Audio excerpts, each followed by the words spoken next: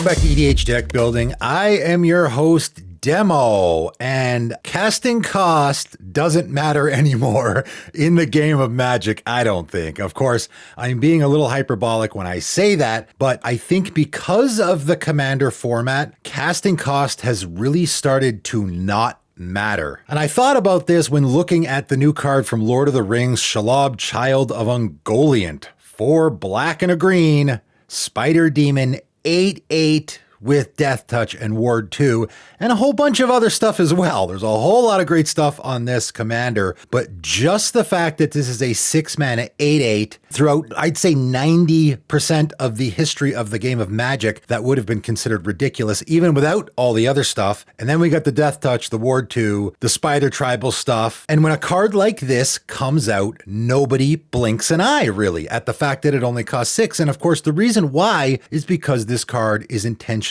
made for Commander. We all know that power creep exists for a very specific reason, I think, and that is to get people to go out and buy more cards, right? There's really no other reason for it. In an actual game perspective, there's no reason to make a 8/8 creature cost way less than it used to. For example, if we go way back in time to Homelands, we have Marjan, which is a 7 mana 8/8 and also doesn't untap during your untap step, right? It has some pretty horrible downsides as well. That's how cards like that used to get printed. Force of Nature is a 6 mana 8/8, so now we're getting closer here. Also has Trample, but at the beginning of your upkeep, it deals 8 damage to you unless you pay that 4 green on your upkeep. And again, I think the reason for a lot of this is actually because of not just power creep, but also specifically the Commander format, and I will explain why. So if we go way back to the origins of the game of Magic, for quite some time, the most powerful creature in the entire game of Magic was Serra Angel. That was sort of the original,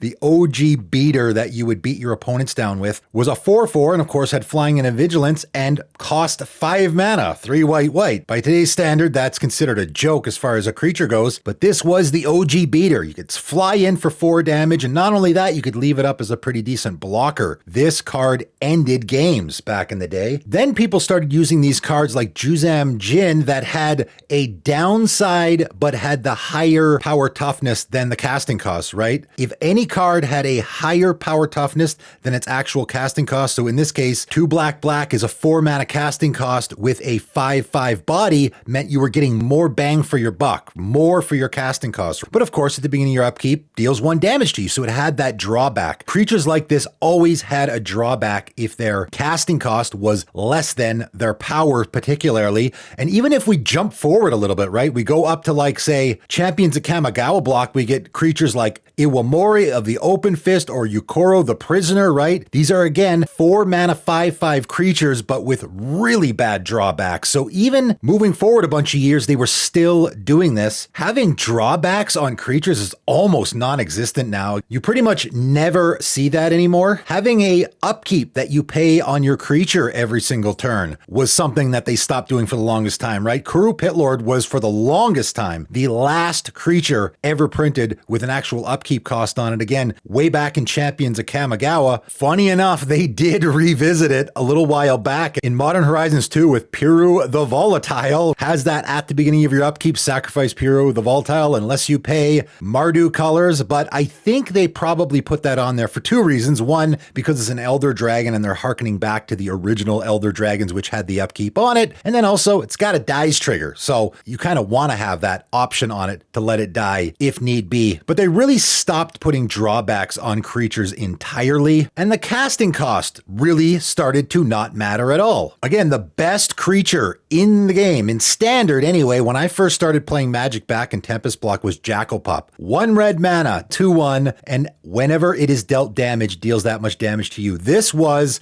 the best creature probably in standard at the time when I first started playing Magic, and then shortly after that might have been overtaken by Carnophage, which is a 1 black mana 2/2, and at the beginning of your upkeep, tap it unless you pay 1 life. So again, we're getting a bigger toughness than our casting cost, but then has that downside. I guess still by today's standards, that's not bad. But where the casting cost really starts to not matter anymore is when we get to the really expensive stuff, right? That is where I think they just stopped caring about what things actually cost and whether or not the casting cost of that creature or spell is actually fair, because I think they realize that whenever they have a really expensive card, it's probably only going to get played in the commander format where it really doesn't matter, right? If that creature costs 5 or 6 or 7, does it really matter that much? In a commander game, the 1 mana difference doesn't matter a whole lot, right? The fact that your Shalob is a 6 mana 8/8 doesn't really matter a whole lot. I mean, it is good, no question about it. I still think it's undercosted, but again, this is a card that when people first looked at it, I don't think anyone was thinking, hey, this is a 6 mana 8/8. That's ridiculous. They were just thinking, is it a good build around? Of course, cards like this do get played in other formats. However, they're only going to get played in those other formats, typically in like Legacy with those show and tell decks, right? A lot of people do this with Umbrakel in Legacy, for example. So whenever you have that hugely costed card, again, the casting cost doesn't matter because you're just cheating it into play. So in Commander, it doesn't matter a whole lot because everyone's casting those big expensive things. And in other formats like Legacy, you're cheating that stuff into play. So the casting cost doesn't matter a whole lot, right? Traxa Grand Unifier, which came out this year, is a card that I thought was bonkers when I first saw it. And again, in the Commander format, has a pretty pricey casting cost. 3 white, blue, black, and green. So 7 mana, that's a lot, but 7 mana for a 7/7 flying death touch vigilance lifelink creature that when it enters the battlefield, you reveal the top 10 cards of your library. For each card type, you get to put one in your hand. That's actually really good, right?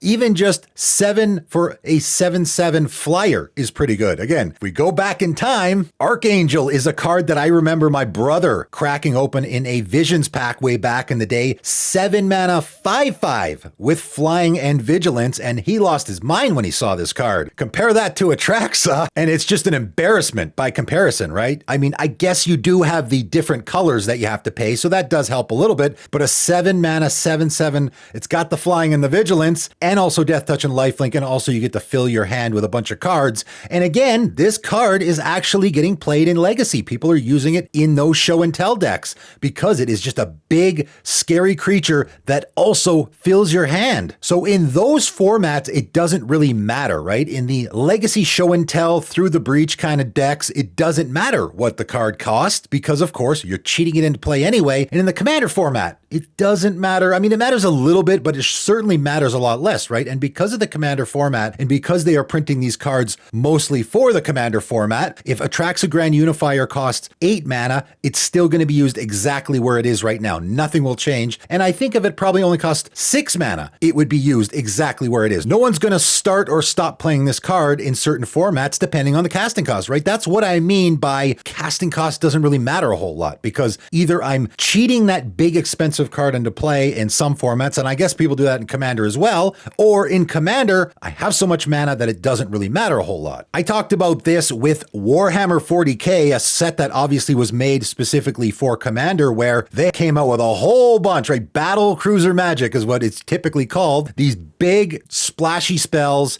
that do a whole lot of things. There were 13 cards from Warhammer 40k that cost 7 or more mana. These big splashy spells, no downside at all, just a huge payoff. Because again, in the Commander format, that's what you expect to be doing. And in other formats, you're not going to pay. You're going to cheat it into play anyway. So the casting cost doesn't really matter, right? Last March of the Ents, a card that we just got from Lord of the Rings, 6 green sorcery. So 8 mana. Is anyone looking at this card and going, oh, 8 mana, that's so much, I'm not going to play it? Nope. Everyone's already going after this card. Pretty expensive already, because of course, all the Commander players are going to want to play it, right? This spell can't be countered. Draw cards equal the greatest toughness among creatures you control. Then put any number of creature cards from your hand onto the battlefield. If this card costs 9 mana, I think everyone is still going to want to put it in their Commander decks. And if this card costs 7 mana, it's not like all of a sudden people are going to go, oh, well, okay, now it's worth playing. I don't like this card at 8 mana, but 7 mana, now it's worth it. No, Commander players don't care. They're going to put this card in their deck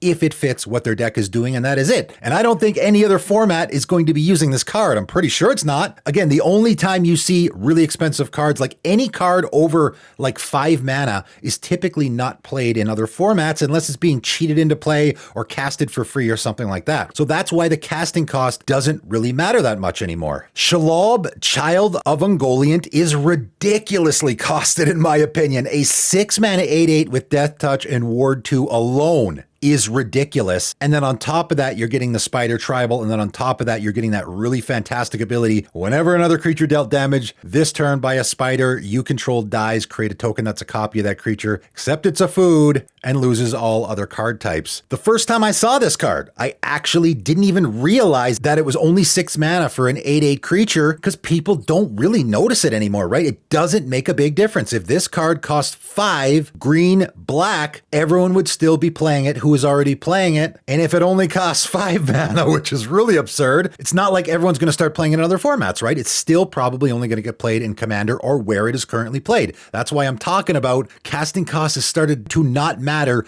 with regards to things that are really expensive, right? Once we get up to 6 mana, it really doesn't matter anymore. You could slap just about any cost on there and no one's really going to care anymore. In fact, even the power creep thing, people aren't really talking about much anymore with regards to creatures. If I go back to say Urza block, one of the most busted sets ever, Urza's Saga, Urza's Destiny, Urza's Legacy, and find a 6 mana creature that I can compare here, maybe Multani Marrow Sorcerer, 4 green green, has power and toughness equal to the number of cards in all players' hands, and has Shroud. Not too shabby, I guess, but if we look at a card like Zephid, 6 mana 3/4 flyer, this is actually a rare too, and can't be the target of spells or abilities, so again, that's what we're getting for our 6 mana back in a set that was actually considered to be super busted, right? Things have certainly changed. And again, we all know about power creep existing. The one thing I wanted to bring up though in this video, which I think is interesting, is that casting cost really doesn't matter once you get to that really expensive stuff, right? Once you get up to like 6 mana or more, it really doesn't matter. Something costs 7, 8 doesn't matter, because